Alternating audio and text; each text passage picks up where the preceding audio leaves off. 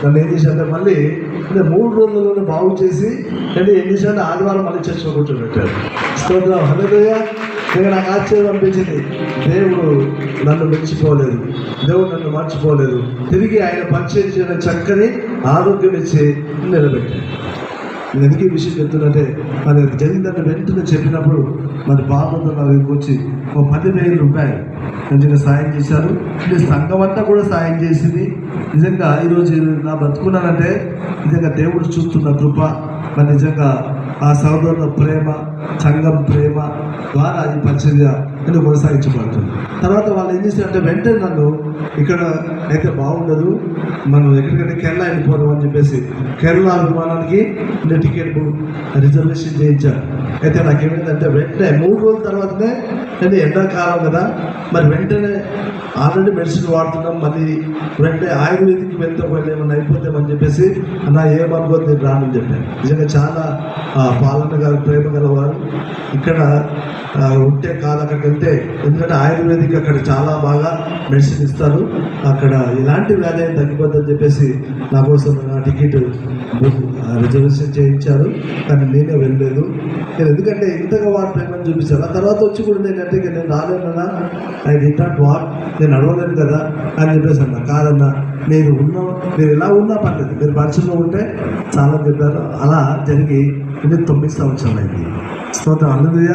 అంటే ఈ స్ట్రోక్ వచ్చి 9 సంవత్సరాల నుంచి కూడా అంటే పరిచయంలో మరి జర్మియా గారు, అన్నగారు, తర్వాత విజయం గారు, కృపాశం గారు, వీళ్ళందరూ ఏమన్నంటే నాకు ప్రోత్సహిస్తారు. అన్న ఏం కాదు, నువ్వురా, దేవుడు నడిపిస్తాను అని చెప్పేసి నన్ను ప్రోత్సహించి ఇంతవరకు. ఎందుకంటే కొన్నిసార్లు ఏం చేశారంటే చాలా బాధపడ్డా. ఎందుకంటే మరి నన్ను చూసిన వాళ్ళు ఎవరన్నా సువార్త నమ్ముతారా?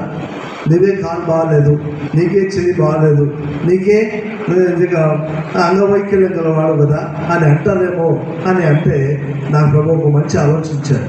ఏంటంటే ఈరోజు బ్రతుకుందంటే యేసు ప్రభు కృపండి.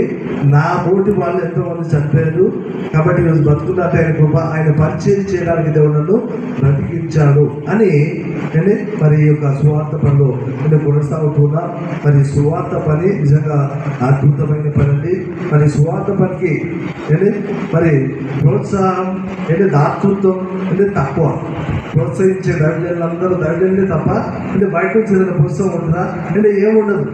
చూద్దాం, అందుగా సంఘంలో అయితే ఆదివారం రాగానే వస్తాయండి దైవజనులు కానుకలు వస్తాయి. ఇటువంటి దానికి ఏ కానుక రాదండి.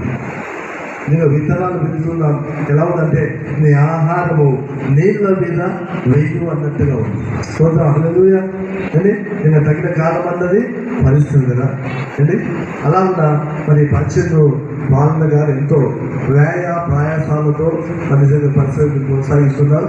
చాలాసార్లు మరి ఎంతో ఇబ్బంది పడి, ఎన్నో కష్టాలు పడి, మరి ఎన్నోసార్లు కొంచెం సమస్యలను చూసి అంటే కొంచెం బ్యాక్ అయిపోతున్నట్టుగా అనిపిస్తున్నప్పుడు ఒకరిని ఒకరు బలపరుచుకుంటూ మరి ఇంతవరకు కొనసాగించాం.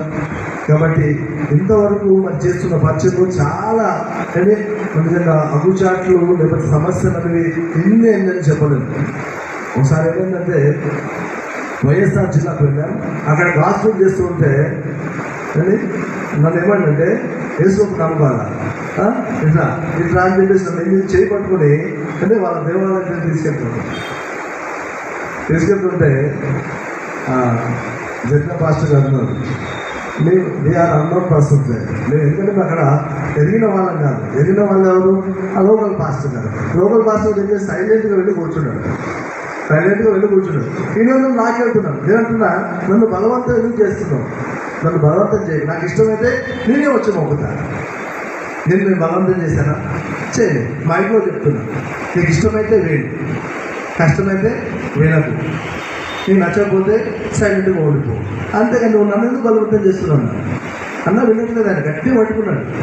అప్పుడు ఆ పాస్టర్ గారు వచ్చేసి తప్పు పేరు అట్లా పట్టుకుని బలవంతం చేయడం తప్పు అని మాట్లాడుకుంటున్నాను వదిలిపెట్టాను.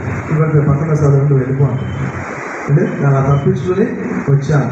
ఎందుకంటే ఇలాంటివి అంటే మమ్మల్ని అంటే పట్టుకుని బలవంతం చేసే వాళ్ళు, కొట్టిన వాళ్ళు, దూషించిన వాళ్ళు మరి చాలా ఉన్నాయి. అయినప్పటికీ కూడా ఈ పరిచయంలో మాకేమైతే తెలుసండి, అవన్నీ కామన్ అయిపోయింది. స్తోత్రం హల్లెలూయా. అవన్నీ ఏమైపోయినండి సహజంగా వారి సహజం ఇవేం కాదులే, ఇవన్నీ ఉంటేనే అంటే మన పరిచర్య అంటే జరుగుతున్నట్టు, కానీ ఇవి లేకపోతే అంటే పరిచర్యకు జీవము లేనట్టే అనుకుంటాను.